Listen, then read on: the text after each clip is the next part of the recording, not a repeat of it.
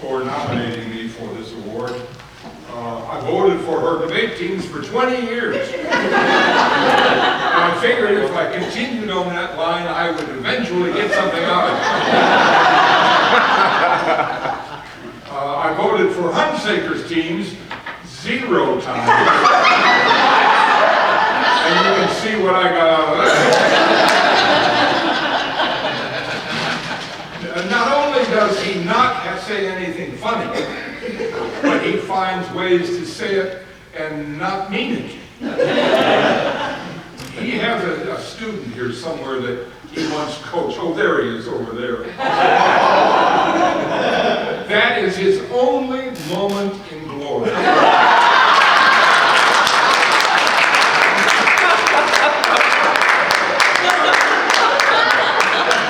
He can't even give a speech without his wife.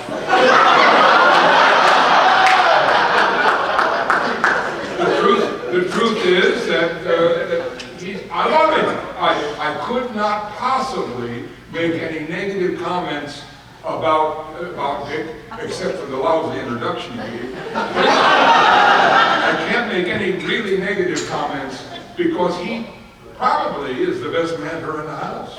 And I say that in all seriousness. The Belleville kids over the course of the tenure in which he served there were as well prepared as any students that ever took part in the speech activities, as far as I'm concerned, in the ICTA. But that's a bad term. You've given another name for it now. I don't even know what it is. But it's always been the ICTA. Anyway, I thank you, Dick, for those kind words. And I hope that you're able to find time to, when you go home, to think of how you might revise that so that it was meaningful and helpful. And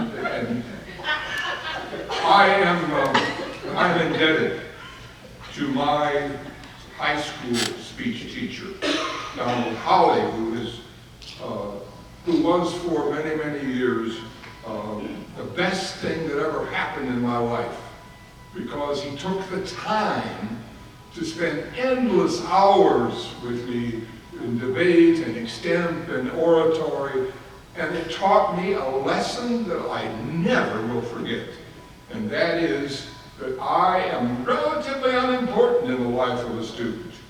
They have battles to fight that I can't touch, but I can spend enough time with them to give them confidence and to give them some technique and to tell them that they're okay, and we'll travel on down the road together. He taught me that, and I hope that that's the nature of my mentoring with the students that I've encountered.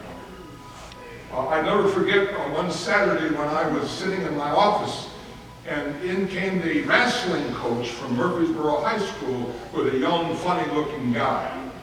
And they came in, and the wrestling coach said, this is Jim Belushi. He was thinking about going to school here, but there's nobody around to talk to. And I said, okay, sit down and let's talk. Well, it took me 2 hours to figure out what he was saying. But when I figured it out, I said, he is what we want at this place. And he turned out to be one of the better students that we had. A loving student, a student with great skills, and who made my wife's program better by his presence.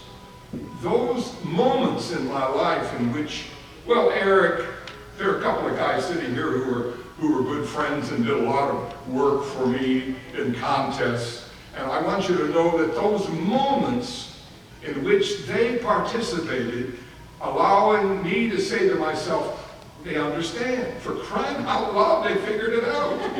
They got it pretty darn good. And for the last 30, 40 years, I've been watching you guys, and I've been saying, you've got it. You're mentors already. You're the ones who are making this thing continue to go. It's had rough days, you know. This organization hasn't always been the greatest organization in the world. There was a time when we had 300 people at a convention in Chicago.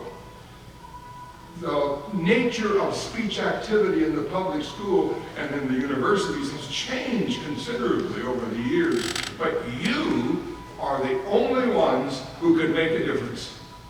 And you make a difference today by encouraging young people to understand that the way they are mentoring you is the way you can someday mentor someone else. And it works. I am grateful. You've given me the Stanford Award and the Herod Award and other things, and I never really deserved any of them, I'll be honest with you. I always went home and said, I'm not sure they got the right person. But I want you to know this award means more to me than any of them. And it does so because Connie set the standard so high that nobody's ever going to reach that same standard that she set. But all of us have something to shoot for. All of us have a model that we can follow. I like to follow Carol's model, and I like to follow Dick's model, and you guys are the ones who set the standards now for the young people who are entering this program, this convention, this organization. And what you do here, the way you conduct yourself, the way you hold in high esteem the process, and the individual love you have for each and every person you contact, what a difference it will make in their lives. What a difference it will make in this organization. And someday, we will have 350 people sitting in this room again because you will bring speech back into the public school system in a way which it perhaps now is lacking. You have that power. Dick Hunsaker did it at Belleville. New Trary did it there. You're going to... What's the name of that funny school over there? Anyway, I thank you very, very much from the bottom of my heart. I want you to know that every single word that was spoken about my wife, Mary, is true only when she was with students, never with me.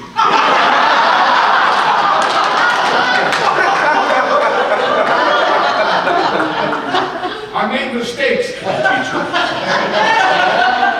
I did not make a mistake when I married her. But I made mistakes with students. I wrote some ballots that were nutty, that turned out to be demonstrations of innocence, but probably more anger than appreciation for what the student was trying to do. And I apologize for all that, because I know that each of you can do the same thing if you don't watch your step.